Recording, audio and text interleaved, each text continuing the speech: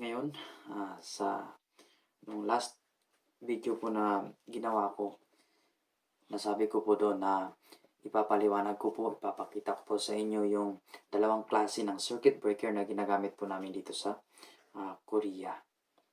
Ito yung dalawang circuit breaker.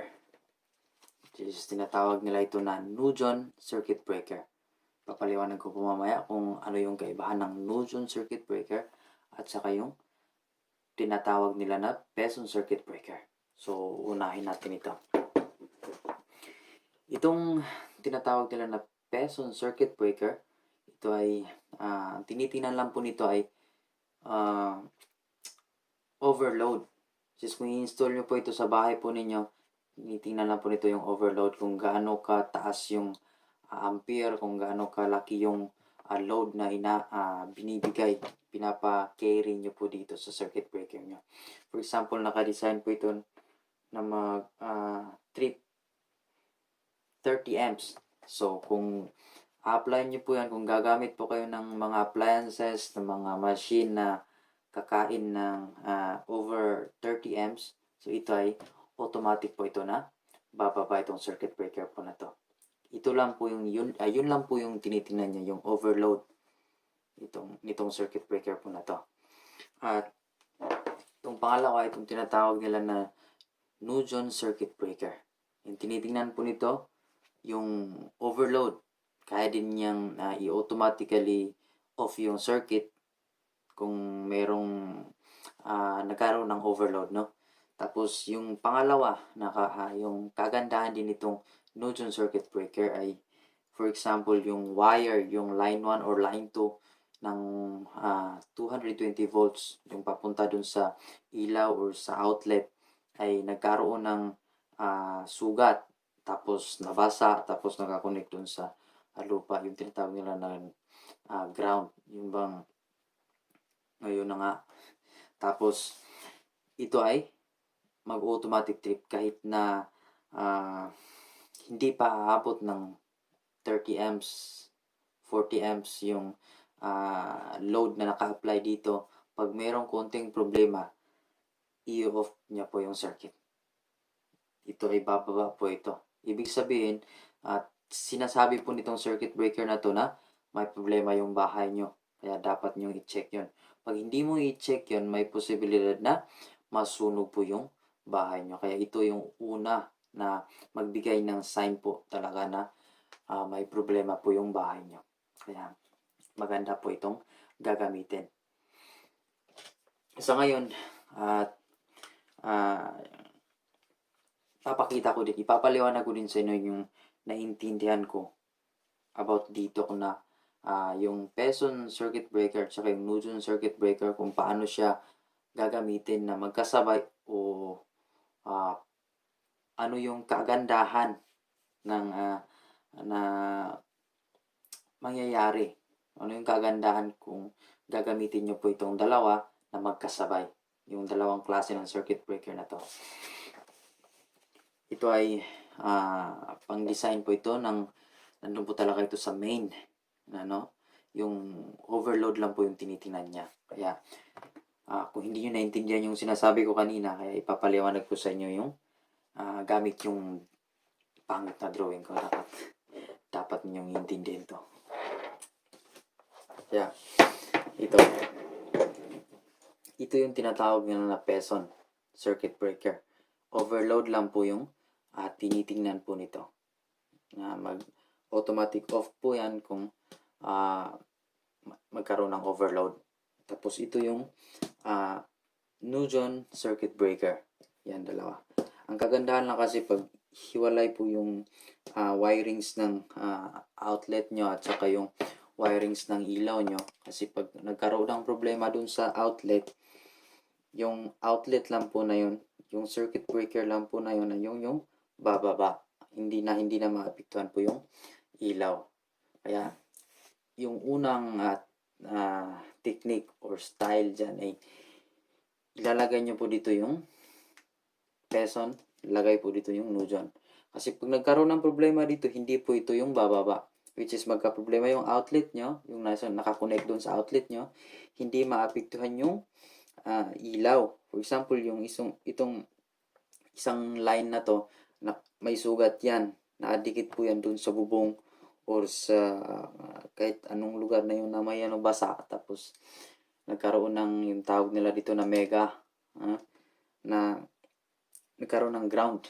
Kung ganun, no? Parang ganun. Ito lang po yung bababa. Hindi na maapektuhan po ito. For example, kakain din ito ng 5 amps. Ito yung 10 amps, 15 amps lahat. Ito ilalagay nyo po dyan yung circuit breaker na 50 or 30 amps. Tapos dito, lagyan nyo po yan ng 20 amps. 20. Pag dito nagkaroon ng overload, for example, 25, umabot ng 25 yung load dito sa outlet. Ito lang po yung bababa. Hindi rin yan bababa kasi nakadesign po yan ng mag-automatic of 30 amps. So, kaya pa rin niyang i-save yung ilaw. May ilaw ka pa rin, hindi rin siya bababa. Ayan, no? Pero, kung ito ay, for example, dito, 15, dito ay may load dito ng 15 amps tapos nagkaroon din dito ng 15 amps. Hindi bababa yan.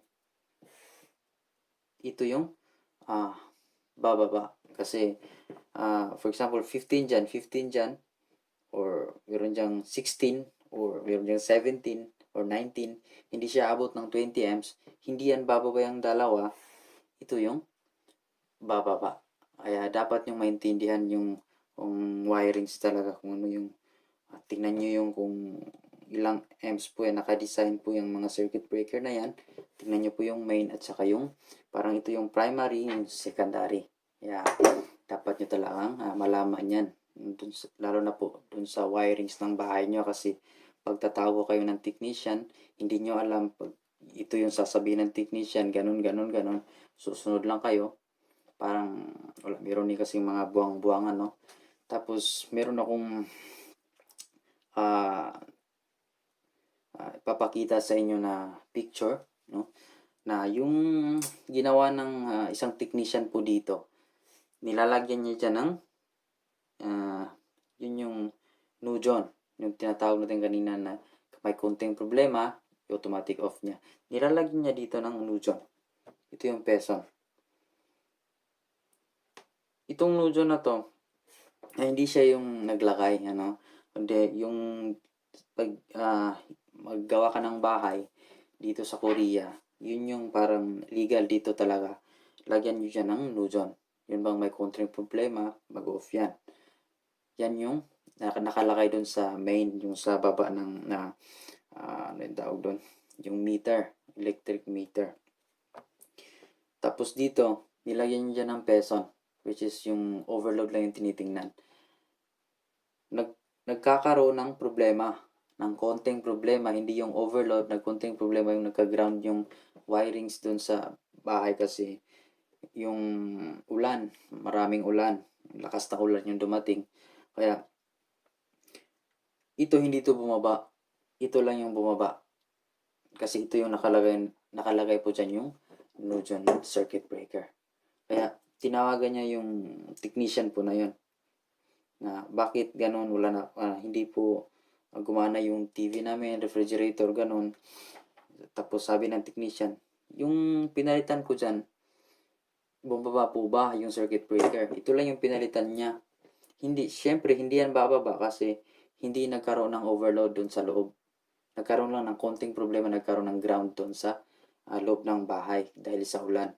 Syempre, ito yung unang bababa. Kahit mataas pa yung ampere na nakalagay dyan, kahit 100 or 150 amps pa yung nilagay mo po dyan na circuit breaker. Kung may konting problema, bababa po talaga kung yun ay nujon circuit breaker. Kaya sabi niya na, tatawag lang po kayo ng ibang technician kasi hindi bumaba yung circuit breaker kung nakalagay dyan. Ibig sabihin, wala akong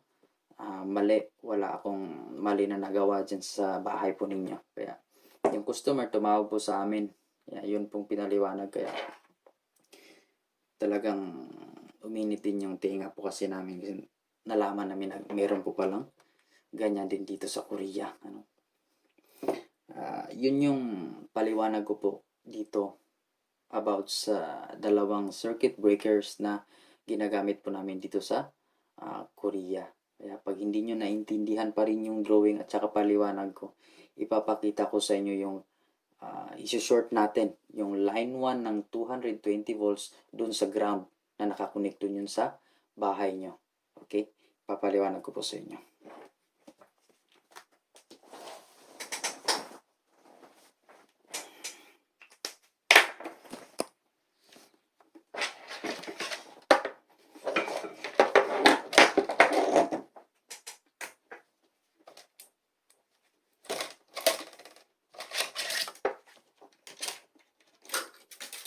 Yan. Ito yung circuit breaker na tinatawag nila ito na Newton circuit breaker. Na pag may konting problema, ito yung ground. No? Nakakonect yan dun sa kahit saang parte ng bahay po ninyo. Ito. Tapos ito yung line 1 at saka yung line 2 ng 220 volts na galing dito sa baba ng circuit breaker. Ano? Itaas po natin.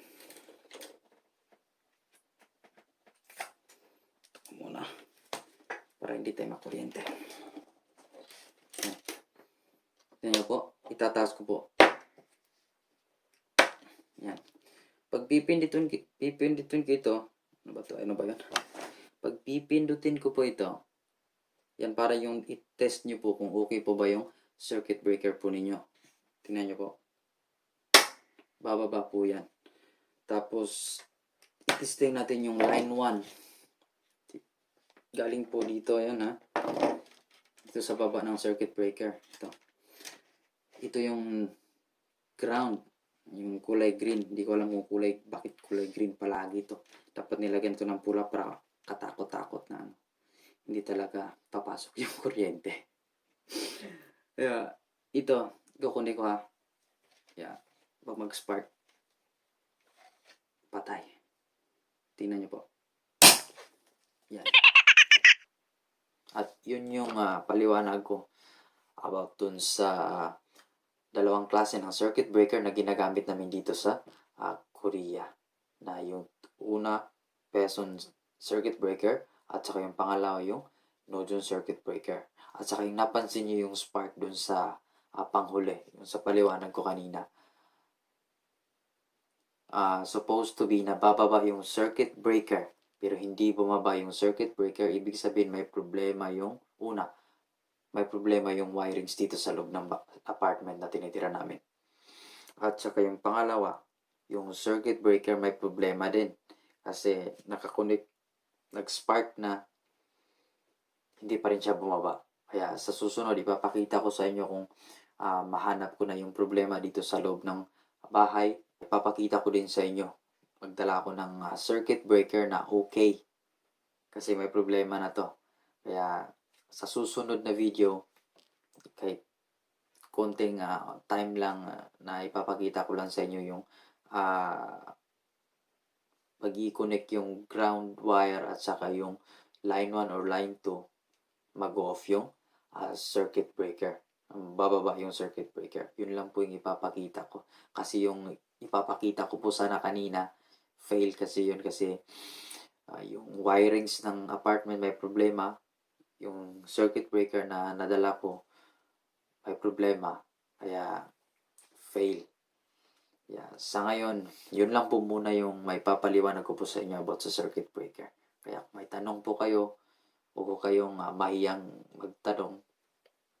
Kasi yung isasagot ko, yun lang din yung makakaaya ko. Ha? Pag hindi ko kayang sagutin yan, hindi ko rin sasagutin yan, di ba?